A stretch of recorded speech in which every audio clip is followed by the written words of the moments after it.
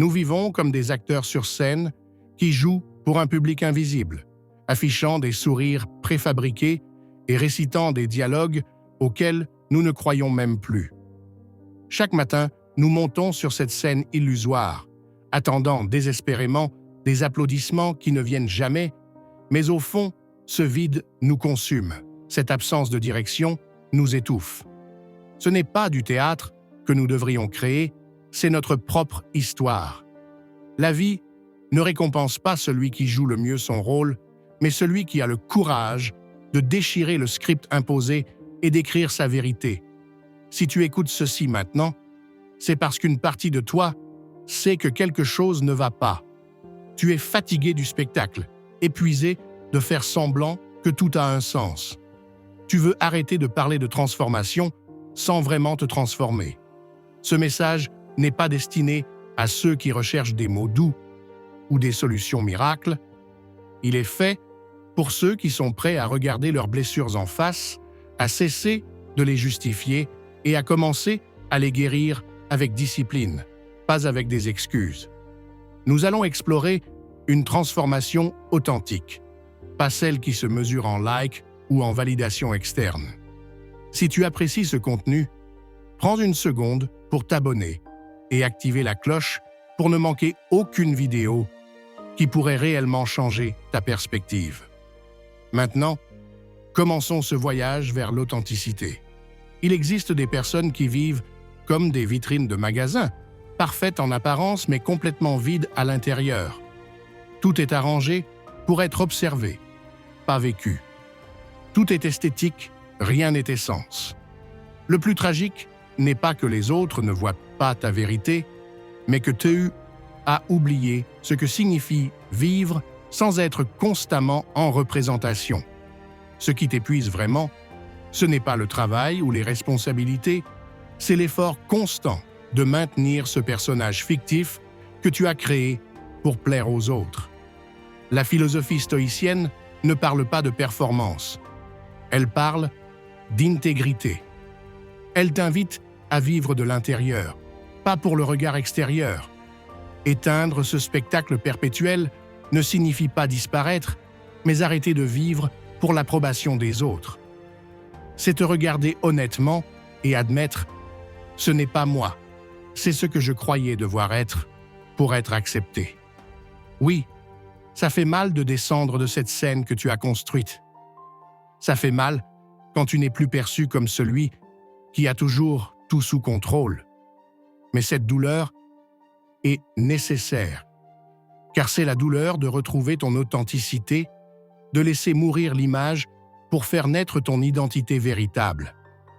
Quand tu arrêtes ce spectacle, tu perdras peut-être certaines choses.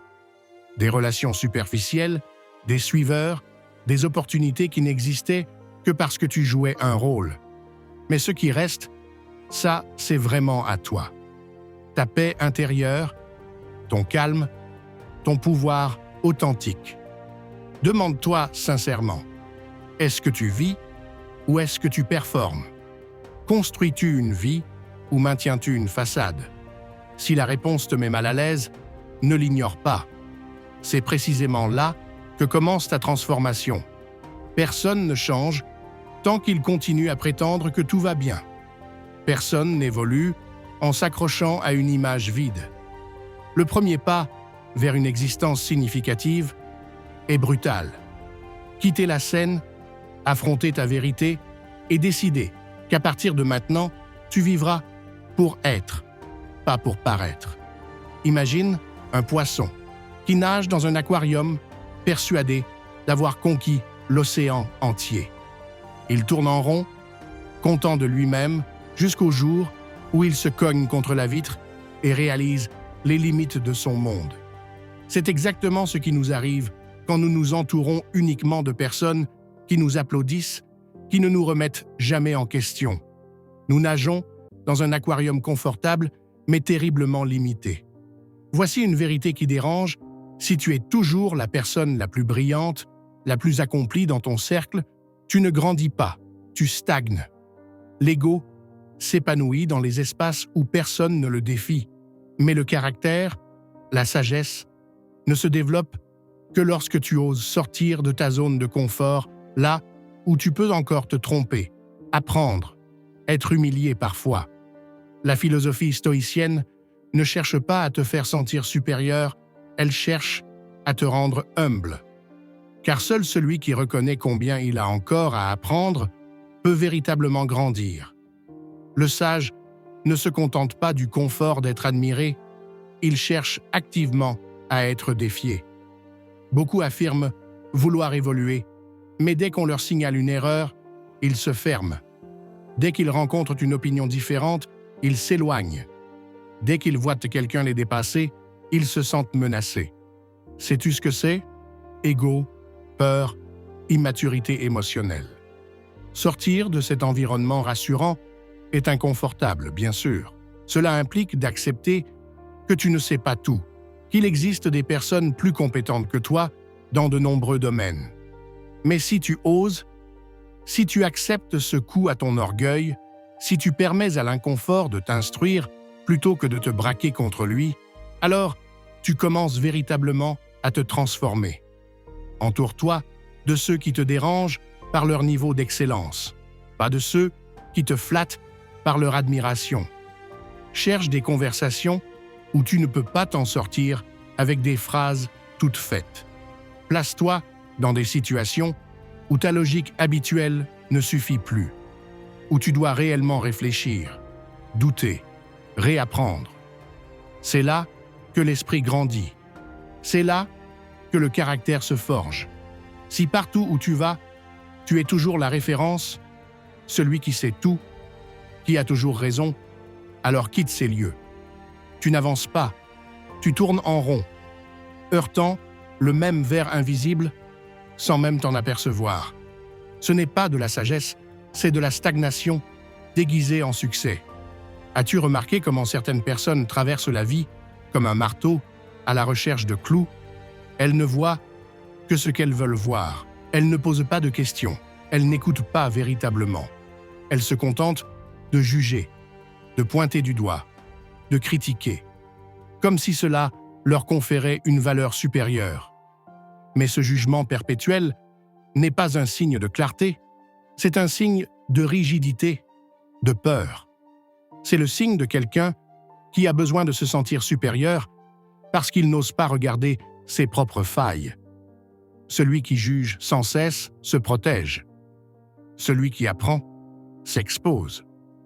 La philosophie stoïcienne nous rappelle que nous ne pouvons pas contrôler ce que font les autres, mais nous pouvons contrôler comment nous l'interprétons. Pour cela, tu as besoin d'adopter des yeux d'apprenti, des yeux qui ne réagissent pas avec indignation, mais avec curiosité, des yeux qui ne cherchent pas des erreurs à condamner, mais des questions à comprendre.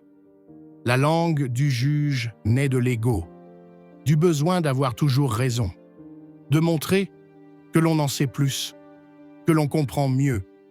Mais celui qui est véritablement en paix avec lui-même n'a pas besoin d'écraser les autres pour valider son point de vue. En revanche, celui qui regarde avec des yeux d'apprenti sait qu'il y a toujours quelque chose à apprendre, même de celui qui se trompe, même de celui qui pense différemment. Parce que tout ce que tu vois chez l'autre est souvent le reflet de quelque chose en toi.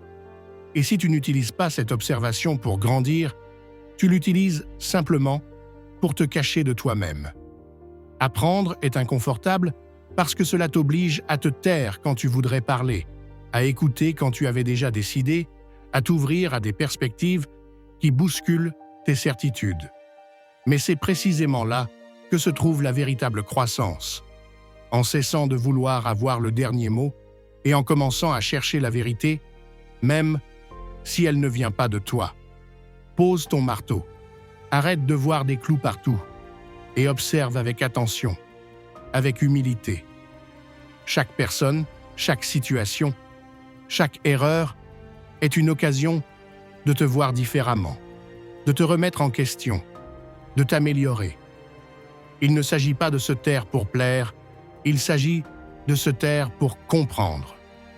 Il ne s'agit pas d'éviter la critique, il s'agit de transformer la critique en réflexion. c'est le pouvoir de l'apprenti. Pendant que les autres crient, il comprend. Pendant que les autres jugent, il évolue. Si tu as suivi jusqu'ici et que ces mots résonnent en toi, n'oublie pas de laisser un commentaire en disant « Je suis stoïcien » pour montrer que tu fais partie de ceux qui cherchent une sagesse authentique. Merci d'avoir écouté et rappelle-toi, la vraie force n'est pas dans l'image que tu projettes, mais dans la vérité que tu vis chaque jour.